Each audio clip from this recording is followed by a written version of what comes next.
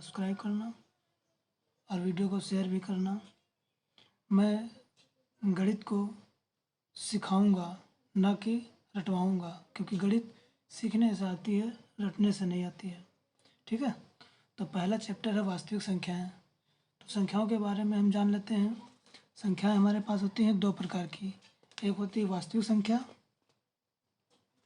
पहली होती है वास्तविक संख्या और दूसरी होती है काल्पनिक संख्या।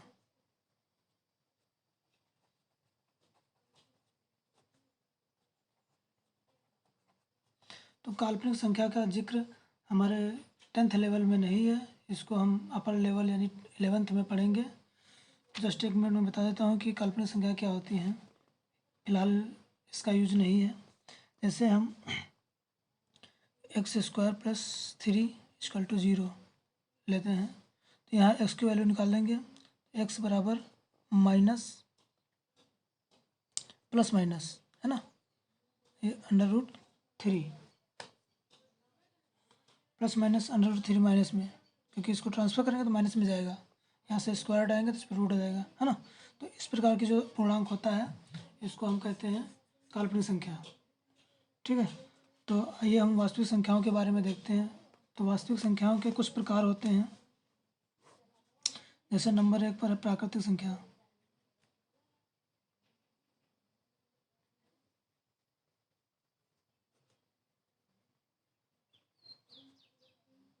प्राकृतिक संख्या ना, प्राकृतिक संख्या, तो प्राकृतिक संख्या क्या होती है? प्राकृतिक संख्या वे संख्या होती है कि जो काउंटिंग के काम आती हैं, है ना। जो संख्याएं काउंटिंग के काम आती हैं वे प्राकृतिक संख्या कहलाती हैं। जैसे 1, 2, 3, 4, 5 डॉट, है ना।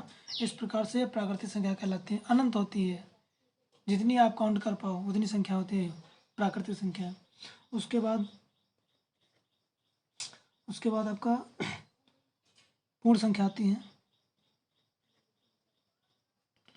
पूर्ण संख्या, तो पूर्ण संख्या क्या होती है?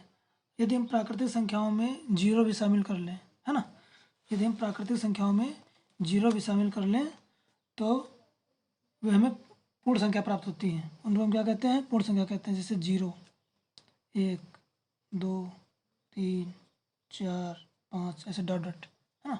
इस प्रकार से पूर्ण संख्या हो गई। और उसके बाद आता है आपका पूर्णांक। इसके बाद आता है आपका पूर्णांक। तो पूर्णांक क्या होता है? तो देखो, प्राकृतिक संख्याओं के जो धनात्मक पूर्णांक हैं और जो ऋणात्मक पूर्णांक है ना, इन सभी का मिश्रण जो है पूर्णांक कहलाता है।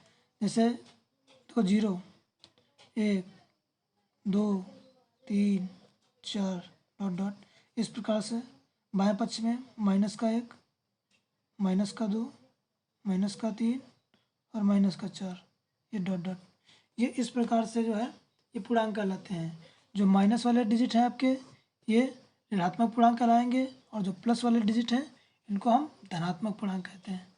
ठीक है, तो ये पूर्णांक हो गया। उसके बाद आपका आता है परिमेय संख्या।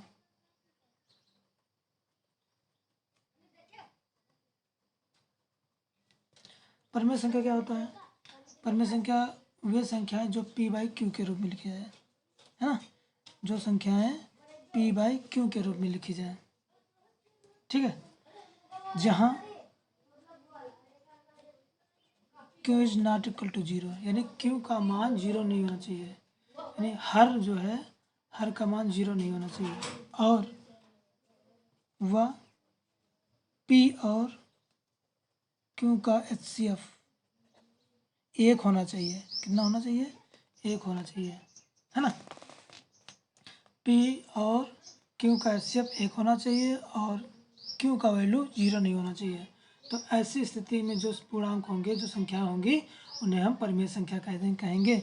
जैसे 1/2, है ना, 2/3, है ना, या 4/5, इस प्रकार से जो संख्याएं बहुत सारी होंगी, या 1/1 कह लो, या 0/1 कह लो, है ना, तो ये परिमेय संख्या है, ये परिमेय संख्या है। ठीक है, उसके बाद आपका आता है अपरिमेय संख्या।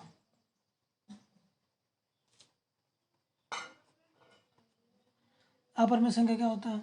वे संख्याएं जो p बटे q के रूप में ना लिखी जा सके। वे संख्याएं जो p बटे q के रूप में ना लिखी जाए, ठीक है, उनको हम अपरिमेय संख्या कहते हैं। जैसे जैसे कोई भी संख्या है जो परिमेय संख्या है, परिमेय संख्याओं को अगर हम रूट में लिख लें तो वे संख्याएं अपरिमेय संख्या बन जाती हैं। जैसे √2, √3 या √5 या √7, इस प्रकार की जो संख्या होंगी वो अपरिमेय संख्या कहलाएंगी। ठीक है, जिनको हम p/q के रूप में ना लिख सकें उन्हें हम अपरिमेय संख्या कहेंगे। ठीक है, उसके बाद आता है आपका परिमेय। हम संख्याओं के बारे में पढ़ चुके हैं, उसके बाद एक प्रमेय दी है, ठीक है, जिसे कहते हैं यूक्लिड विभाजन प्रमेय। क्या कहते हैं? यूक्लिड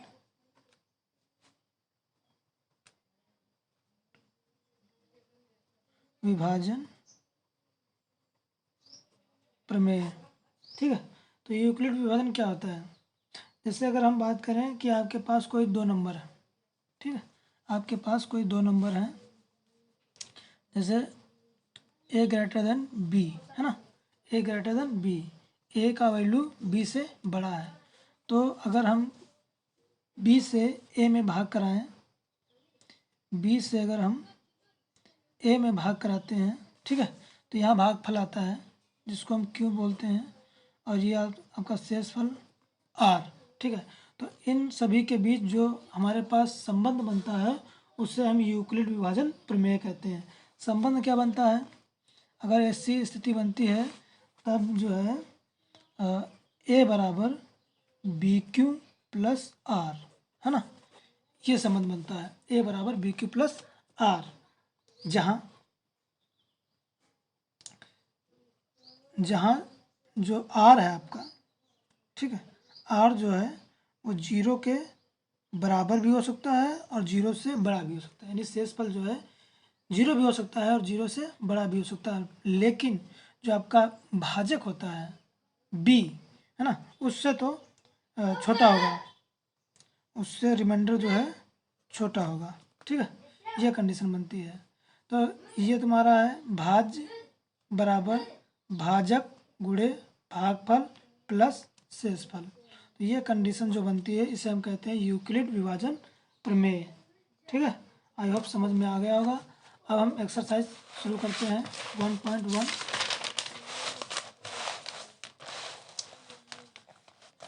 एक्सरसाइज 1.1, ठीक है।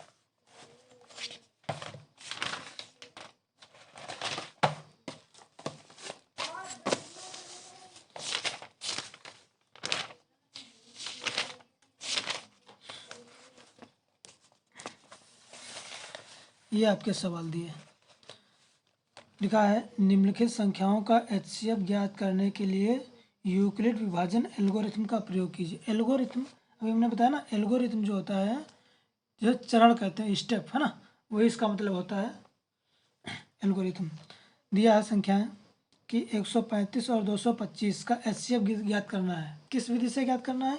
यूक्लिड विभाजन एल्गोरिथम का प्रयोग करके हमें 135 और 225 का HCF ज्ञात करना है। ठीक है, ऐसे ही 196 और ये 38,220 का HCF ज्ञात करना है, 867 और 255 का HCF ज्ञात करना है। तो आइए शुरू करते हैं। पहली संख्या हमारे पास है 135 और 225, 135 और 225। ठीक है, तो हम जानते हैं कि छोटी संख्या से बड़ी संख्या में भाग दिया जाता है। ठीक है, तो इसको लिखिए कौन सी छोटी कौन सी बड़ी है, यानी 135 लेस देन 225, यानी 225 बड़ी है 135 से। तो हम लिखेंगे यूक्लिड विभाजन एल्गोरिथम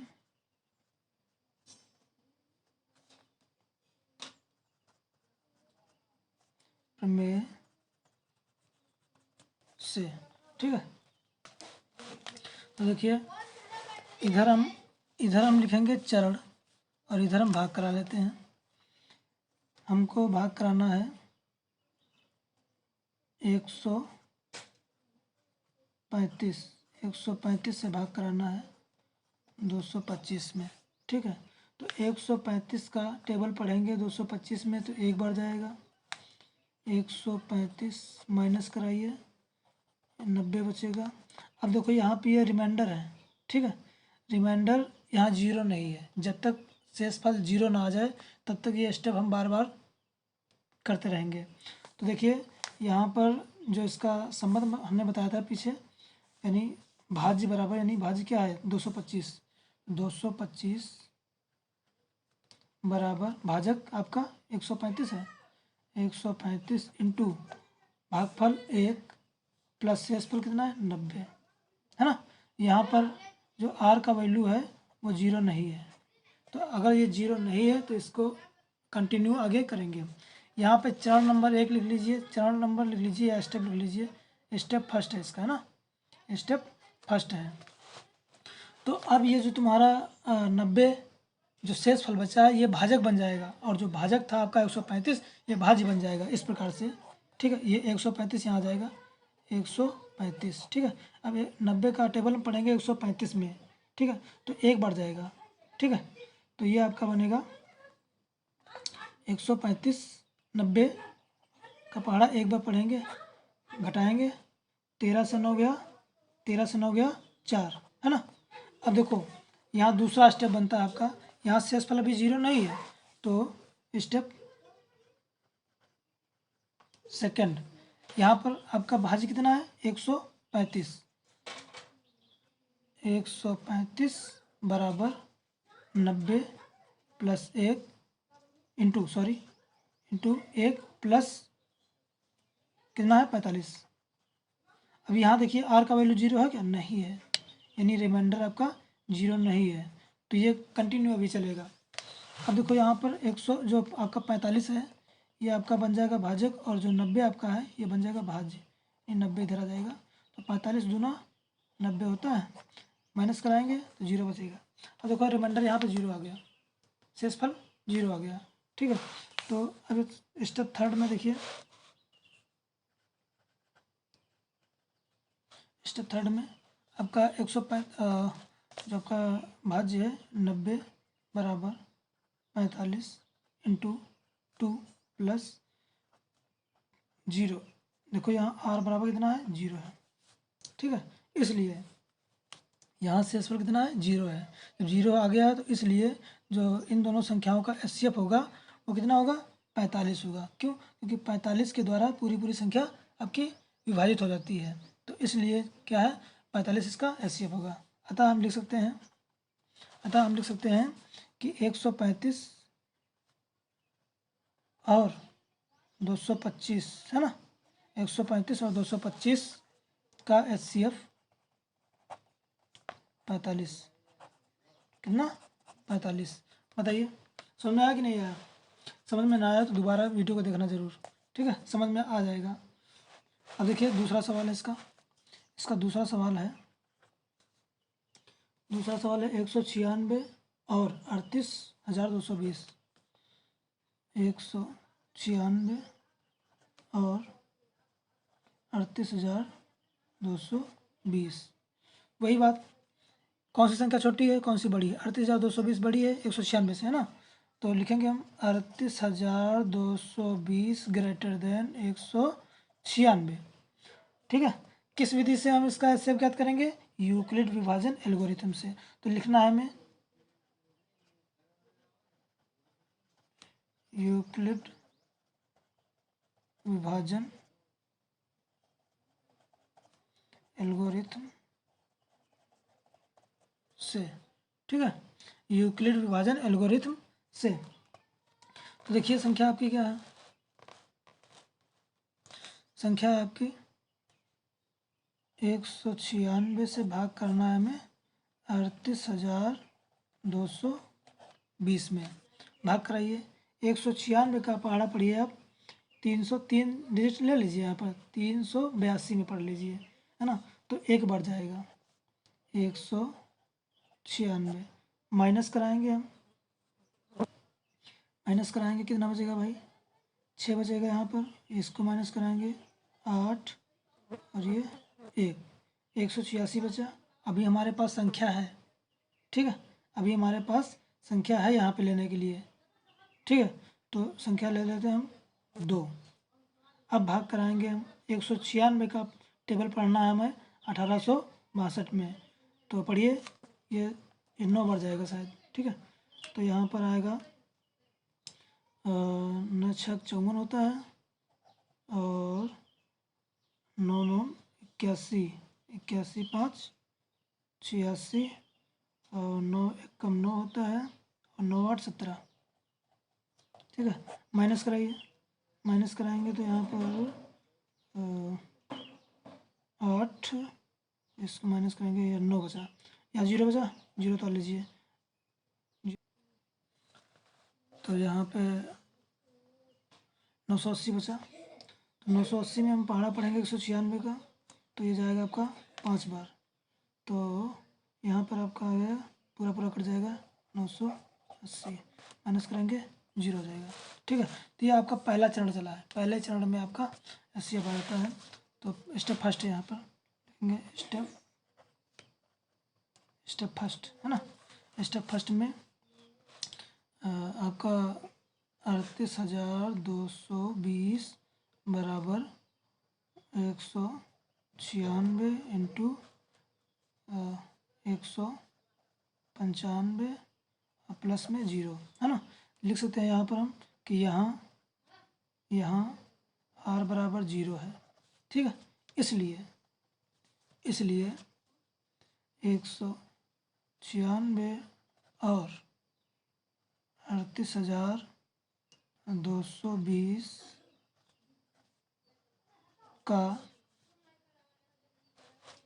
एचसीएफ बराबर कितना है 196, क्योंकि 196 के द्वारा पूरा ये कट जाता है, विभाजित हो जाता है, शेषफल 0 आ जाता है, इसलिए एचसीएफ कितना है आपका 196, ठीक है। आई होप समझ में आ रहा होगा, और वीडियो को दोबारा ज़रूर देखना ताकि समझ में आ जाए अच्छी तरीके से। अब इसका तीसरा भाग लगा है, इसका तीसरा पार्ट हम लगाएंगे। तीसरा पार्ट है आपका 867 और 255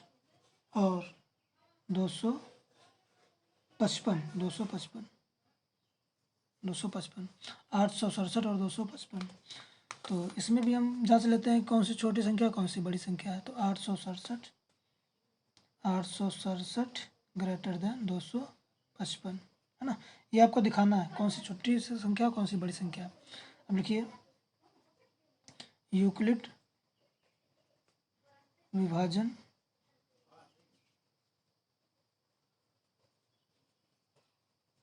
एल्गोरिथम से, ठीक है, तो देखिए हम भाग कराएंगे 867, है ना, 867 में भाग कराएंगे 255 का। अब देखिए कितनी बार भाग जाएगा, 867 में हम भाग ले जाएंगे 3 बार, तो 3 × 5 = 15 और ये 6 7, माइनस कराएंगे 102 बचता है। अब 102 यहाँ स्टेप लिख लीजिए, अभी यहाँ पर शेषफल 0 नहीं है, तो लिखेंगे हम स्टेप फर्स्ट में। देखिए 867 बराबर 255 इंटू में 3 और प्लस में 102, तो यहाँ r बराबर 0 नहीं है, तो ये कंटिन्यू भी चलेगा। 196 को इधर लाइए, 255, ठीक है, 102 का पहाड़ा 255 में पढ़ेंगे तो देखते हैं 2 बढ़ जाएगा, 2 दूना 4 0 2 कम 2 2 4 माइनस कराइए तो ये बचेगा 51। ठीक है, तो ये सेकंड, ये दूसरा स्टेप है,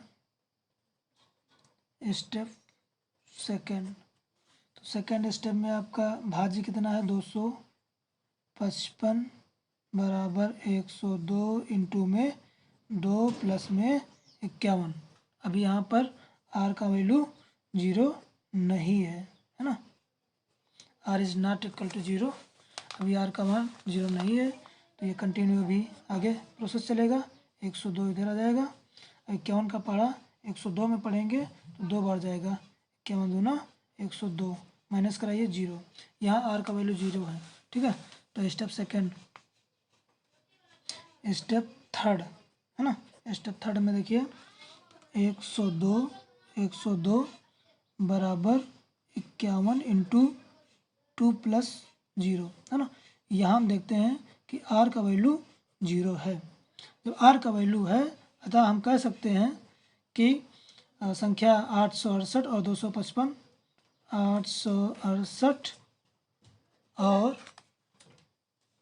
255 का HCF 51 है ना। आई होप समझ में आ गया होगा। यदि आपको समझ में नहीं आ रहा तो मैं बार बार कह रहा हूँ कि वीडियो को दोबारा ज़रूर देखना, समझ में आ जाएगा पूरी तरीके से। तो अब ये पहले प्रश्न के 3 पार्ट थे वो हमने हल कर दिए हैं। अब चलते हैं दूसरे प्रश्न पे।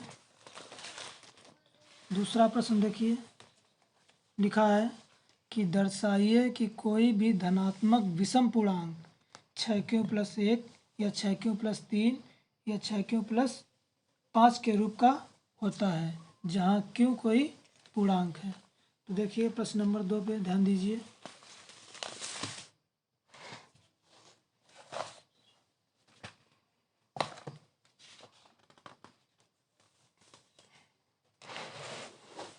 प्रश्न नंबर 2,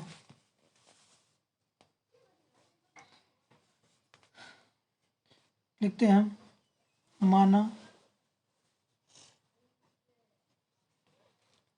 माना कोई धनात्मक विषम पूर्णांक है ना, माना कोई धनात्मक विषम पूर्णांक ए व बी है, ए व बी, तब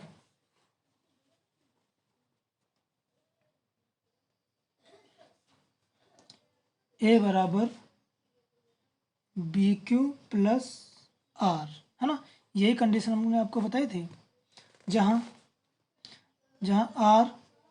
आर का वैल्यू यहाँ कुछ भी हो सकता है भाई। जो शेषफल होता है, जब हम किसी नंबर से किसी नंबर में हम डिवीज़न कराते हैं तो रिमाइंडर जो बचता है वो या तो फिर 0 बचेगा, या फिर 1 या 2 या 3 या 4 या 5 है ना, इस प्रकार से बचता है रिमाइंडर। तो देखिए हम आर का वैल्यू बारी बारी से रखेंगे है ना, तो ए का मान हमें मिल जाएगा, क्योंकि माना हमने भी पूर्णांक माना है वो ए माना है, तो ए का मान हमें निकालना है। तो हम रखते हैं आर का मान 0 रखने पर है ना, पहली कंडीशन में आर बराबर 0 रखने पर, तो ए बराबर बी क्यू। अब देखो यहाँ पे बी का मान यहाँ पर 6 दे रखा है, सवाल में दे रखा है आपका, देखो सवाल में दे रखा है 6q+1 है ना, तो q का गुणांक b होता है, तो b का मान 6 दे रखा है ना। यहाँ पे लिख सकते हैं आप, यहाँ पर आप लिख सकते हैं b बराबर 6 है ना, b का मान 6 दे रखा है, तो यहाँ पे 6 लिखिए, 6q+0, तो ये बन जाएगा आपका 6q, ए बराबर 6q। उसके बाद आर बराबर 1 रखने पर, तो ए बराबर 6q+1 बन जाएगा है ना। तो उसके बाद पुनः आर बराबर 2 रखने पर, तो ए बराबर 6q+2 बन जाएगा, यही तो आएगा आपका। उसके बाद आर बराबर 3 रख दीजिए, ए का वैल्यू मिल जाएगा 6q प्लस 3, है ना। उसके बाद आप आर का वैल्यू आप 4 रख दीजिए,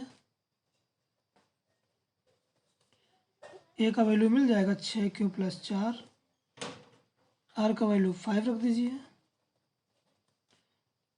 as equal to 6q plus 5।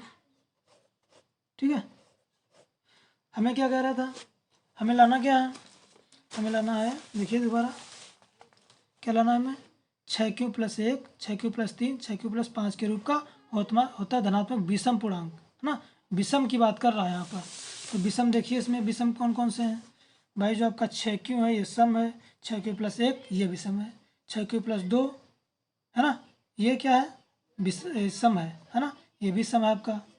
तो बात करता है विषम की, तो 6q प्लस 3 ये विषम है, ये भी आपका विषम है। 6q प्लस 4 सम है, 6q प्लस 5 विषम है।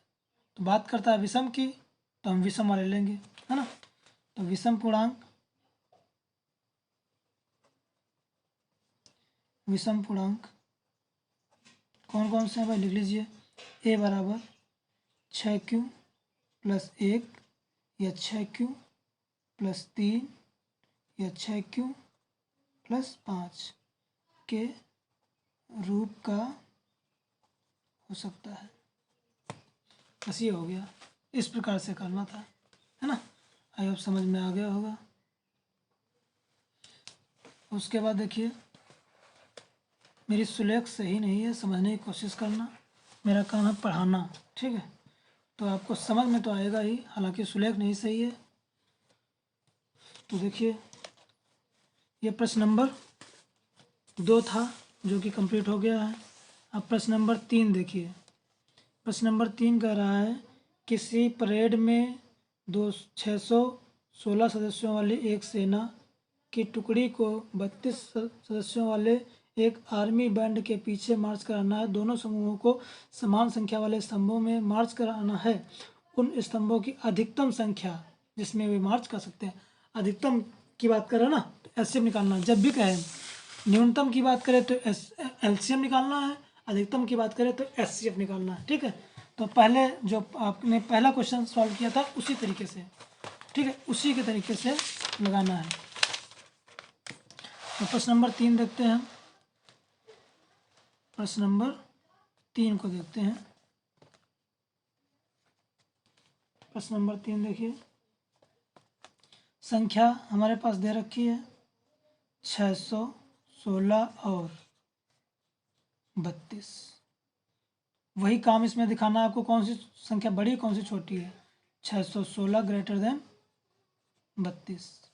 बात उसके बाद वही लिखना है कि यूक्लिड विभाजन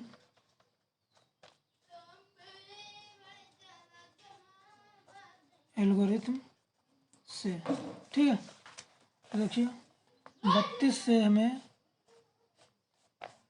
32 से हमको 616 को डिवाइड करना है। 32 का टेबल पढ़ेंगे हम 616 में, तो एक बार ले जाएंगे 32 माइनस कराएंगे, हमारे पास बचता है 29। 6 को हम इसके साथ ले लेंगे। अब 296 में पढ़ा हम पढ़ेंगे, पहले इसका जो पहला स्टेप पूरा हो चुका है उसको लिखेंगे हम। स्टेप फर्स्ट 616 बराबर 32 इंटू 1 प्लस 296, है ना। इस प्रकार से यहाँ r का वैल्यू 0 नहीं है, r is not equal to 0। अभी जब r का वैल्यू 0 नहीं है तो ये प्रोसेस कंटिन्यू चलेगा। तो 296 32 इधर आ जाएगा आपका, 296 नहीं सॉरी गड़बड़ हो गया। अभी 32 का टेबल इसमें पढ़ना है ना, 32 का टेबल इसमें पढ़ना है। 296 में 32 का टेबल पढ़ना है, तो इसको हम ले जाएंगे 32, ये समथिंग 8 बढ़ जाएगा। तो जब हम पढ़ेंगे 8 दूना 16, है ना, 8 दिए 24 एक 25। अब माइनस कराइए तो ये 0 और ये 4, 40 बचता है। अब 40 32 का पहाड़ा अभी एक बार और जाएगा, 32 का पहाड़ा एक बार ले लीजिए, यानी 32 माइनस कराएंगे कितना बचेगा, 40 से 32 गया 8 बचेगा। अब 32 इधर आ जाएगा। ये देखो आपका ये सेकेंड स्टेप था, ये पहला स्टेप हमने लिख लिया था, अब ये सेकेंड स्टेप ये था, तो सेकेंड स्टेप लिख लीजिए।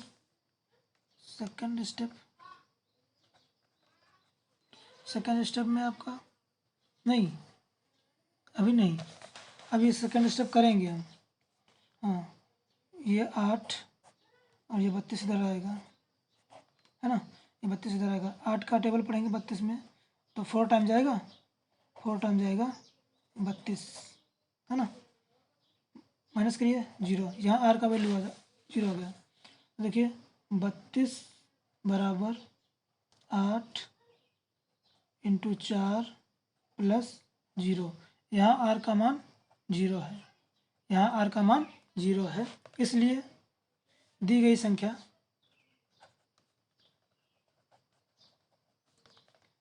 दी गई संख्या 616 और 832 का HCF कितना है 8। ये संख्या पूरा डिवीजन संख्या 8 से हुआ ना, भाई पूरा भाग जो गया है वो 8 से गया है, इसलिए जो दी गई संख्या का HCF है वो 8 होगा। ठीक है, समझ में आ गया होगा। अब उसके बाद में देखते हैं अगला सवाल, सवाल नंबर 4। सवाल नंबर 4 देखिए, कह रहा है यूक्लिड विभाजन प्रमेयिका का प्रयोग करके दर्शाइए किसी धनात्मक पूर्णांक का वर्ग किसी पूर्णांक m के लिए 3m या 3m प्लस 1 के रूप का होता है। संकेत दे रखा कि यह मान लीजिए कि x कोई धनात्मक पूर्णांक है, तब यह 3q है ना, कॉमा 3q प्लस 1 या 3q प्लस 2 के रूप में लिखा जा सकता है। इनमें से प्रत्येक का वर्ग कीजिए और दर्शाइए कि इन वर्गों को 3m या 3m प्लस 1 के रूप में लिखा जाता है। संकेत दे रखा है कि मान लीजिए कि कोई x धनात्मक पूर्णांक है। अभी इसके पहले जो हमने सवाल हल किया उसमें हमने धनात्मक पूर्णांक a माना था, तो यहाँ पे कोई पाबंदी नहीं लगी है कि आप चाहे x मान लो, चाहे a मान लो, चाहे p मान लो, कुछ भी मान लो, ये आप पे डिपेंड करता है ना। मानना ये है, जो मानना है तो कुछ भी मान सकते हो। तो देखिए अगला सवाल 4 नंबर का सवाल बताते हैं हम।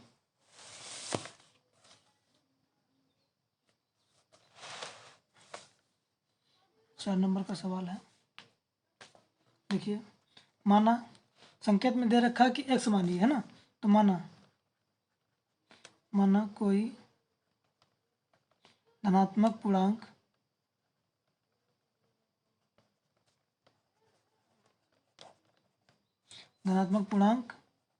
x, तब x बराबर 3q, है ना। सवाल में दे रखा है 3q, सवाल में क्या दे रखा है 3q। देखिए ये संकेत में दे रखा है, अगर x मानना है तो 3q लिया जाएगा और लाना क्या है हमें, 3q के स्थान पे 3m लाना है। 3q के स्थान पे क्या लाना है हमें, 3m लाना है। तो देखिए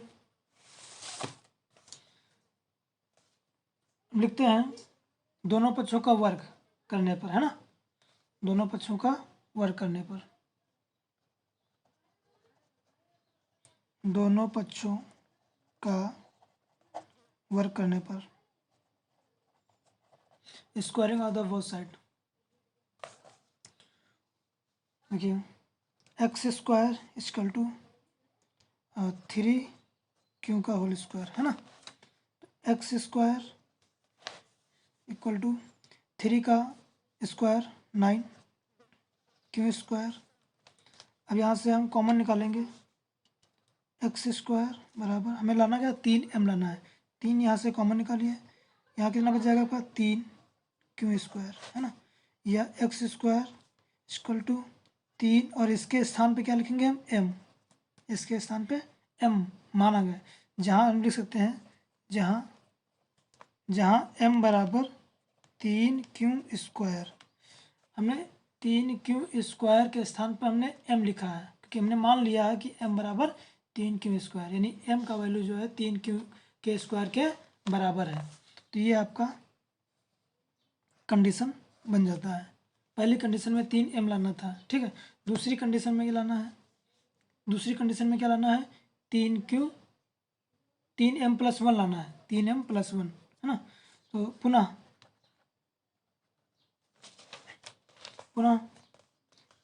अब की बार हम x बराबर 3q+1 लेते हैं, ठीक है। वही काम करना है, दोनों पक्षों का वर्क करने पर, ठीक है। Squaring on the both side, तो x² बराबर 3q+1 का होल स्क्वायर, या x² इक्वल टू ये आपका a+b, फार्मूला आपको याद है, a+b का होल स्क्वायर, है ना, ये उसी बेस पे चलेगा, यानी 3q का स्क्वायर +1 का स्क्वायर प्लस 2ab, 2 × 3q × 1, 3 का वर्ग होता है 9q² + 1 प्लस इसका मल्टीप्लाई करा दीजिए, 2 3 6 q, है ना।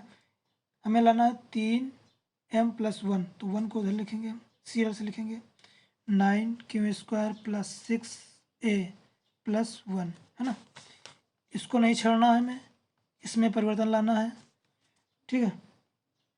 तो इसमें हम 9q² + 6a और +1 इस प्रकार से लिख लेते हैं। इसमें कॉमन निकाल लीजिए आप, 3 कॉमन निकालेंगे तो 3q² + 3 दूना 6, 2q + 1। अब इसके स्थान पर हम क्या लिख सकते हैं, m लिख सकते हैं, तो 3 इसके स्थान पर क्या लिखेंगे हम, इसके स्थान पर हम लिखेंगे m, है ना। इसके स्थान पर क्या लिखेंगे हम, m और +1, ये कंडीशन बन गई x² बराबर। अब ये कहाँ गया, इसको हम लिख सकते हैं जहाँ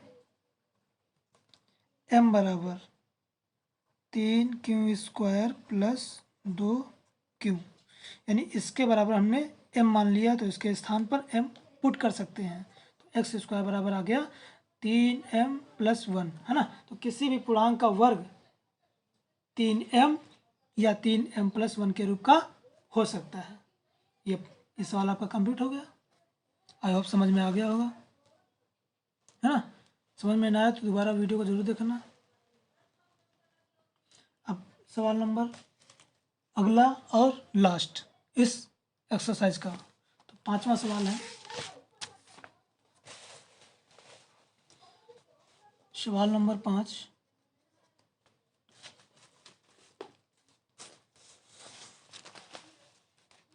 सवाल नंबर 5 कह रहा है यूक्लिड विभाजन प्रमेयिका का प्रयोग करके दर्शाइए किसी धनात्मक पूर्णांक का घन। अभी देखो ये सवाल सेम है, इसके पहले 4 नंबर का सवाल लगाया, उसमें वर्ग की बात कर रहा था, ठीक है। यहाँ पर घन की बात कर रहा है, इसमें आपने वर्ग कराया है, इसमें आपको घन कराना है ना। कंडीशन वही है, इसमें लाना है आपको 9m, 9m+1, 9m+8। देखिए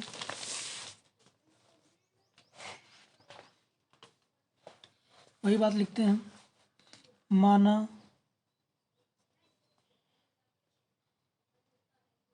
कोई धनात्मक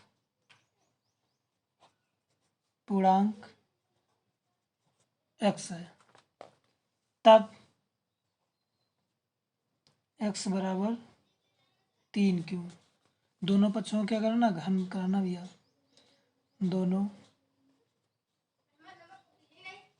पक्षों का घन करने पर,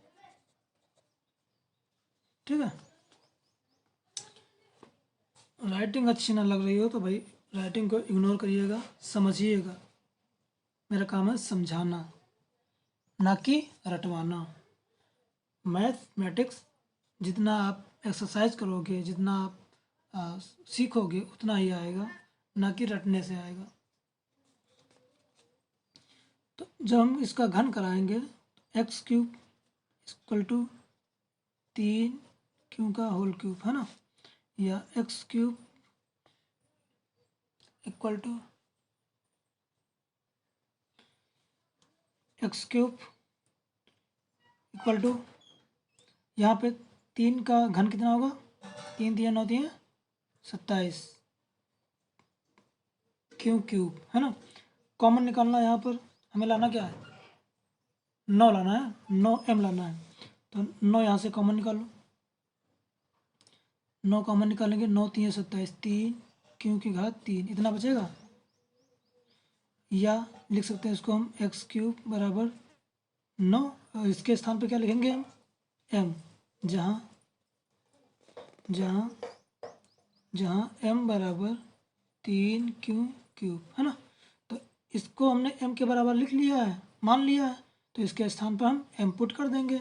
ये हमारी कंडीशन सेटिस्फाई हो जाती है। दूसरी कंडीशन क्या है, x बराबर 3 क्यू प्लस 1, ठीक है। वही पुराना काम, दोनों पक्षों का घन करने पर एक्स क्यूब बराबर 3 क्यू प्लस 1 का होल क्यूब, है ना। इसका फार्मूला आपको पता होगा, नहीं पता है तो जस्ट एक मिनट में देखिए। A cube plus b cube plus 3ab, है ना, a प्लस बी, ये फार्मूला होता है a प्लस बी का होल क्यूब। देखिए एक्स क्यूब बराबर 3 क्यू का क्यूब करेंगे, यानी 3 क्यू का होल क्यूब प्लस 1 का क्यूब प्लस 3ab। 3 इंटू ए का मान है 3 क्यू, इंटू बी का मान है 1, ब्रैकेट में a प्लस बी, यानी 3 क्यू प्लस 1। 3 का घन होगा 27 क्यू की घात 3 प्लस 1 प्लस 3 3 9 क्यू, है ना। अंदर क्या लिखा आपका, 3 क्यू प्लस 1, अंदर मल्टीप्लाई करा लिए, यानी 27 क्यू की घात 3 प्लस 1 प्लस 9 क्यू का मल्टीप्लाई 3 क्यू में, 9 3 27, 27 क्यू स्क्वायर, यानी यहाँ पर क्यू की घात 1, यहाँ पर क्यू की घात 1, है ना। मल्टीप्लाई कराने पर घातें जुड़ती हैं, जो चर राशियाँ होती हैं उनकी, है ना।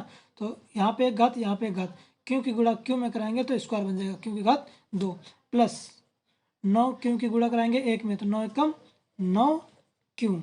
हमें लाना क्या है, 9m प्लस 1, तो 1 को उधर ले जाइए, यानी पहले लिखेंगे हम 27 क्यू की घात 3 प्लस, अब ये वाला लिखेंगे 27 Q square plus 9 Q plus last में 1, है ना।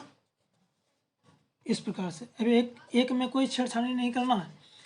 अब 9 लाना है, हमें यहाँ से 9 कॉमन निकालिए, 9 कॉमन निकालेंगे, 9 3 27, 3 बचता है, प्लस 9 3 27, 3 बचेगा यहाँ पे, प्लस यहाँ पे 1 बचेगा, और प्लस 1, इसके स्थान पर हम m रख देंगे, यानी 9m प्लस 1, जहाँ जहाँ m बराबर 3 Q cube plus 3 Q square plus 1, यानी इसके बराबर हमने m मान लिया, तो ये इसके स्थान पर m पुट कर देंगे, एक्स क्यूब, है ना। ये आ गया आपका एक्स क्यूब, यानी किसी पूर्णांक का घन 9m प्लस 1 के रूप का हो सकता है। अब तीसरी कंडीशन भी है यहाँ पर, इस बार लाना हमें 9m प्लस कितना लाना है,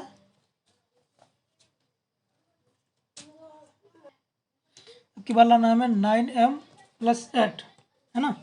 तो लिखेंगे हम x बराबर 3m 3q plus 2, 3q plus 2, दोनों पक्षों का घन करने पर एक्स क्यूब बराबर 3q प्लस 2 का होल क्यूब। फार्मूला भी हमने बता दिया, एक्स क्यूब बराबर 3q का क्यूब प्लस 2 का क्यूब प्लस 3a भी होता है ना, 3 इंटू ए का मान है 3q इंटू बी का मान है 2a प्लस बी, यानी 3q प्लस 2। एक्स क्यूब बराबर 3 का वर्ग होगा 27 घन प्लस 2 का घन 8 प्लस 3 3 9 दूना 18 क्यूब और ये 3q प्लस 2।